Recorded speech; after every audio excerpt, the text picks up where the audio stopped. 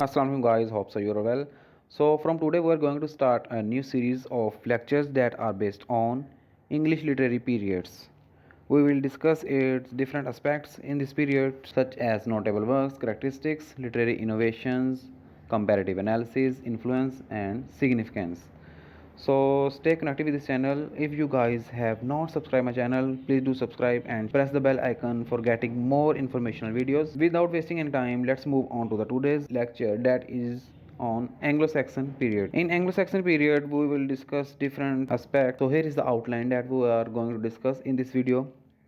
At first, here is the introduction, then notable works, then characteristics, literary innovations, what were the innovations on that literary period, then comparative analysis, influence and significance. At first, here is the introduction. The Anglo-Saxon period, also known as the Old English literary period, covers the literature produced in England from the 5th century to the Norman conquest in 10,066.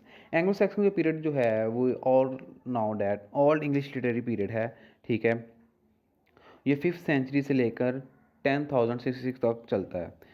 तो इसमें ये था कि हमारे पास जो थे वो Germanic tribes जो थे, 3 जर्मेनिक ट्राइब्स जो थे वो इंग्लैंड में आके सेटल डाउन हुए थे। ये उस वक्त स्टार्ट हुआ जब रोमन जो थे वो लेफ्ट कर गए थे, ठीक है, इंग्लैंड से, और जर्मनी से जो थे वो ट्राइब्स आके, जिसमें एंगल्स थे, सैक्सन्स और जूट्स थे, वो इंग्लैंड में आ गए, सेटल डाउन हो गए।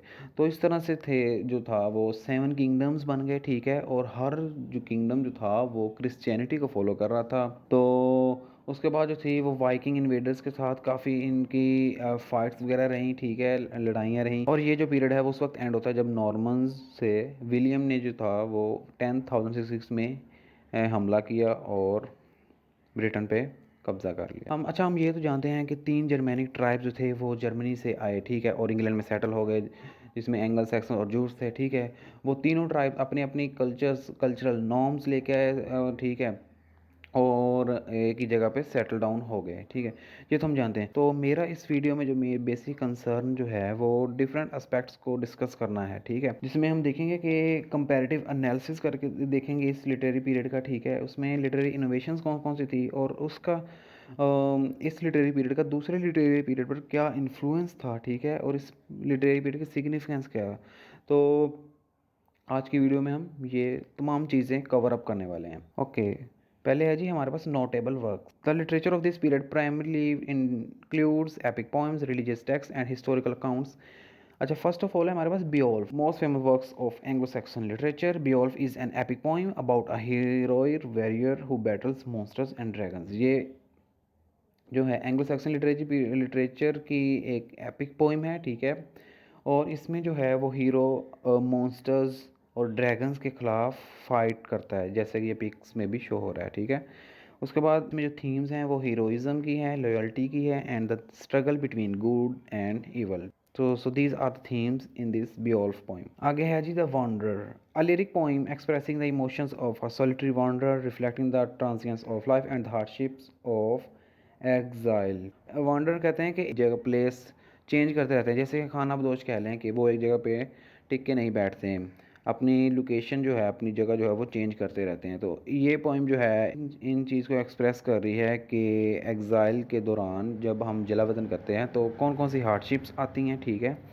तो ये पोइम जो है उस बारे में टोटली ओके। द आगे है the Seafarer, another lyric poem depicting the life of a seafarer and exploring themes of loneliness, fate and the power of sea. तो इसमें जो थीम्स हैं वो पावर ऑफ सी है, फेट है और लॉनलेस है। ये भी एक फेमस पोइम है एंग्लो सैक्सन पीरियड की।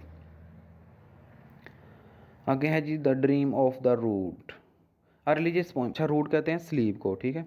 अ religious poem that presents the crucifixion of Christ from the perspective of cross itself, highlighting the importance of Christian themes and beliefs. इस पोइम में जो है क्रिश्चियन की थीम्स को, उनके कौन कौन से बिलीव्स थे, उनके कैसे बिलीव्स थे, ठीक है, उनको नरेट किया गया है। उसके बाद जो हज़रत ईसा अलैहिस्सलाम थे उनको स्लीप पे चढ़ाया गया, उन पे किस तरह से जुल्म ढाए गए, तो इसके बारे में ये पोइम है। The Anglo Saxon Chronicle, a collection. अच्छा, क्रॉनिकल कहते हैं हिस्टोरिकल इवेंट्स को जो है वो नरेट करना, ठीक है।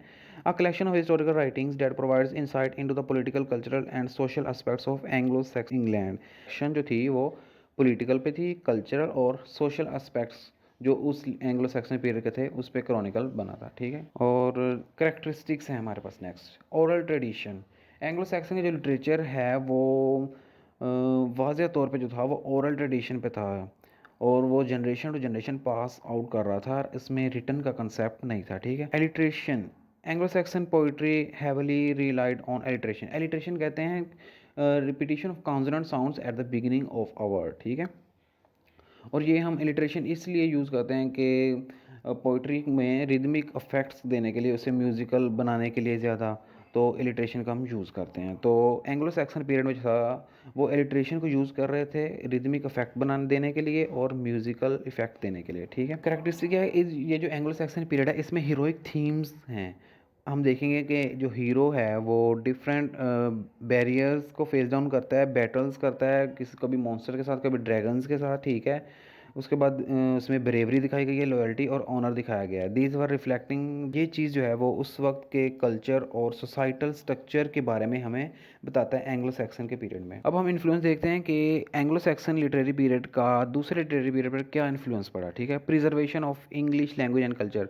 इसने एंग्लो सैक्सन पीरियड में जो है वो इंग्लिश का लैंग्वेज और उसका कल्चर को प्रिजर्व किया है। Anglo Saxon literature played a crucial role in preserving the English language during a time of political and cultural upheaval, laying the foundation for the development of the English language we now today. Anglo Saxon जो literature का जो period था उसने English language को preserve करने के लिए बहुत ही वाइडर रोल प्ले किया, क्योंकि उस वक्त जो था वो पॉलिटिकल और कल्चरल अपहीवल था। अपहीवल कहते हैं चेंज को, इनकलाब को, ठीक है। तो जब पॉलिटिकल और कल्चरल अपहीवल चल रहा था, जब पॉलिटिकल और कल्चरल अपहील चल रहा था तो उस वक्त एंग्लो सैक्सन पीरियड में अपने सोसाइटल और कल्चरल नॉर्म्स को प्रिजर्व किया।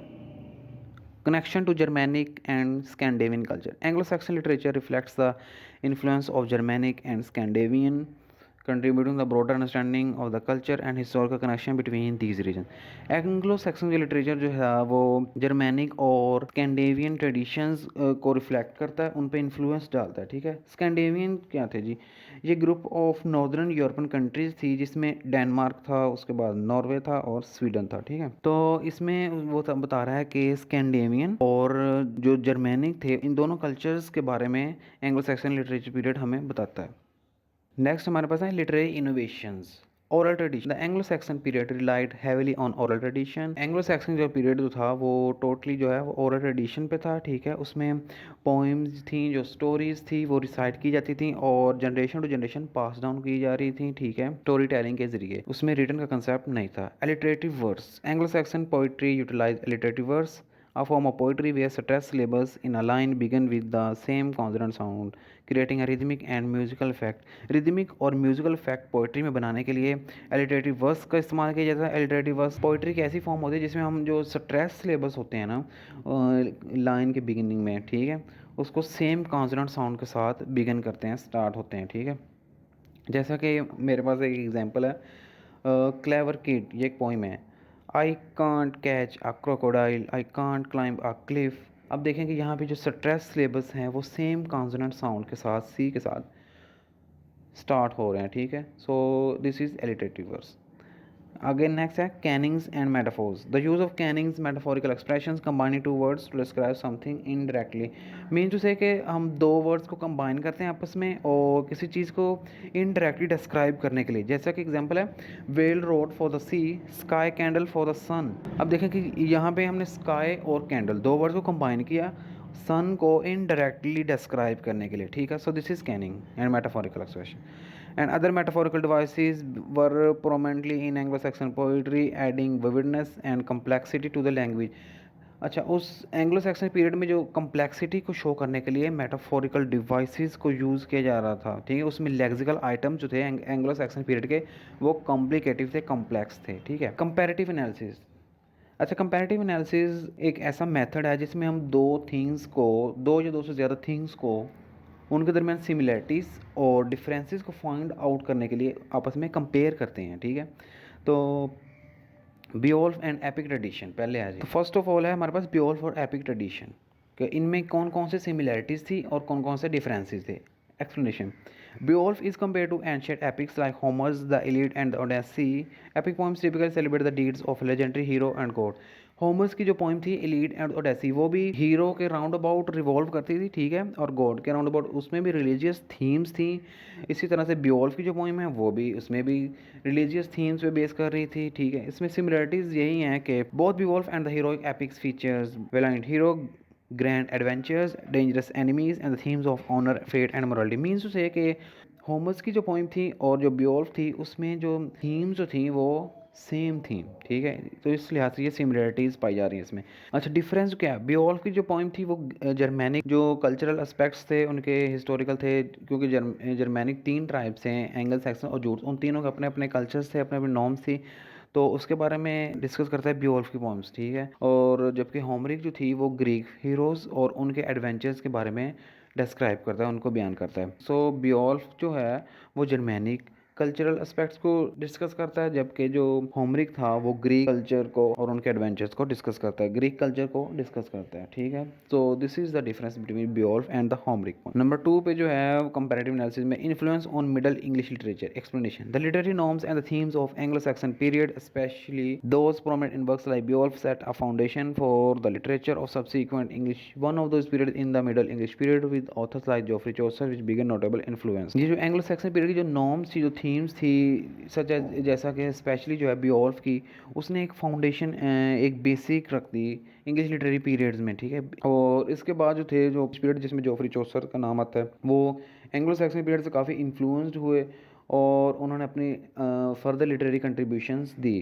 ठीक है, मिडल इंग्लिश पीरियड में। तो इम्पैक्ट क्या था? Aspects of the Anglo Saxon literary tradition such as the hero code, the use of alliteration and the certain narrative techniques can be traced in Middle English works. For example, Chaucer's The Canterbury Tales exhibits storytelling techniques that can be linked to the Anglo-Saxon periods। अच्छा, Geoffrey चौसर में जो Canterbury tales जो थी उसकी जो famous literary work जो था वो काफ़ी एंग्लो सैक्सन के ट्रेडिशन के साथ इंटरलिंक्ड करता, क्योंकि जो जोफ्री चौसर था वो इन्फ्लुएंस हुआ था एंग्लो सैक्सन पीरियड से, जाहिर है। तो जब वो इन्फ्लुएंस हुआ तो उसने अपने लिटरेरी वर्क में कुछ ना कुछ तो इम्पैक्ट एंग्लो सैक्सन पीरियड का देना ही था, ठीक है। तो इस तरह से ये वो जो है एंग्लो सैक्सन और मिडल इंग्लिश के जो पीरियड है वो आपस में इंटर रिलेट कर रहे हैं आपस में। At the end we have a significance of this period, cultural and historical identities.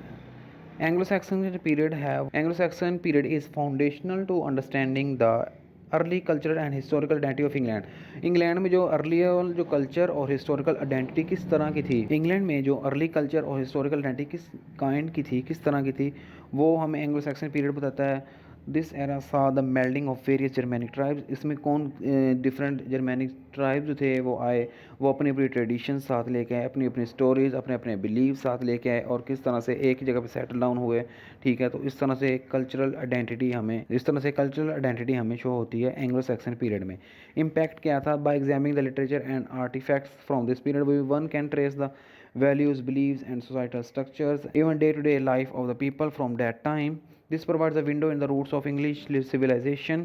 Impact ये पड़ा कि हमें हिस्टोरिकल बिलीव्स उस दौर के पीरियड के पता चले, उसके बाद सोसाइटल स्ट्रक्चर्स पता चली और इंग्लिश की रूट के इंग्लिश की जो सिविलाइजेशन थी जो पास्ट में एंग्लो सैक्सन पीरियड में किस काइंड की थी, ठीक है। इस एंग्लो सैक्सन पीरियड में हमें ये कल्चरल एस्पेक्ट्स के बारे में, उनकी रिलीजियस बिलीव्स के बारे में चीज़ें फाइंड आउट हुई। So this is all about the today's lecture. अगर आपको ये वीडियो पसंद आई है तो चैनल को सब्सक्राइब करें और बेल आइकन को प्रेस करें ताकि मेरी हर आने वाली न्यू वीडियो आप तक पहुंच सके। थैंक यू, जज़ाकल्लाह।